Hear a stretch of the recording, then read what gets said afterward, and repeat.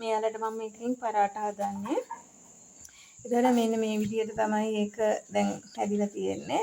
ඒක මේ වගේ ප්ලේට් එකක දාලා මේ හොඳට තුනී වෙන්න තෙල් ටිකක් ගන්න ඕන මේ ප්ලේට් එකේ මුලින්ම.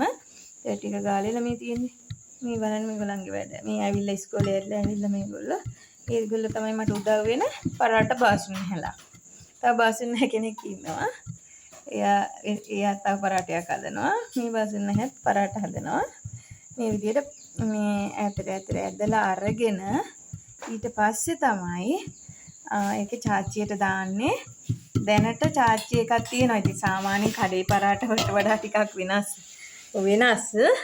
මොකද සමහර වෙලාවට ඉතින් දැන් ඕක කරද්දි හිල් මතු වෙලා තියෙනවා. ඉතින් අපි ඒක තාක්ෂණිය දන්නේ නැහනේ. ඉතින් මේ වගේ තියෙනවා ඉතින්. උනාට අපි පරාටා කියලා කනවා ඉතින්. බලමු එකක් කොහොමද.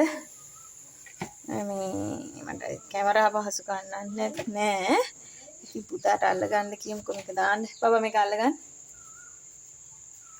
කැමරා. පරිස්සමට තමයි අර ප්ලේට් එකෙන් ගලව ගන්න ඕන. ගලවගෙන. එහෙම අරගෙන. බබා හරියට පේනවද ඔයාලට? ඔය පොඩ්ඩක් ඉතින් සිදුරු වෙනවා මොකද අපි non stick pan එකේ තමයි මේක හදන්නේ. එතකොට සීමිත පහසුකම් යටතේ තමයි මේක හදන්නේ. ඉතින් මේ පරාටා එකට ඔයාලට චිකන් කරි එකක් ඔයාලා කැමති කරි එකක් හදලා ඒකත් එක්ක කන්න පුළුවන්. බටර් මාගර් මොනවාද තව බටර් සීනි සම්බොල කට්ට සම්බොල ඕන එකක් ඇතුළට දාලා ඔයාලා කැමති විදියට රස විඳින්නත් පුළුවන්. දැන් මේක මෙහෙම වෙනාට පස්සේ අනිත් පැත්තත් දානවා. ළමයි මම පාවිච්චි කරන්නේ මේ අත පාවිච්චි කරනවා. ප්‍රවේශයෙන් අත පාවිච්චි කරද්දී සාමාන්‍යයෙන් ඉතින් ගෙදරදී කරන දේවල් නේවා. ඉතින් මම කරන දේවල්. ඉතින් ওই විදිහට තමයි ඒක හැදෙන්නේ. බබා සත පිච්චේ. මේ වගේ වැඩක් වෙනවා ඉතින්. ওই විදියට හැදෙනවා. දෙපැත්ත පෙරලන්න ඕන. එතකොට තමයි මෙන්න මේ වගේ පරාටයක් හදා ගන්න පුළුවන්. දැන් අපි රොටි පුච්චද්දී අර මේ වගේ හිටින්නේ. ඉතින් ඒ විදියට හොඳට හදාගත්තාම රහයි ඉතින්. හැබැයි විශේෂයෙන් කියන්න පොල් තෙල් වලට වැඩිය වෙන රසක් ආවා.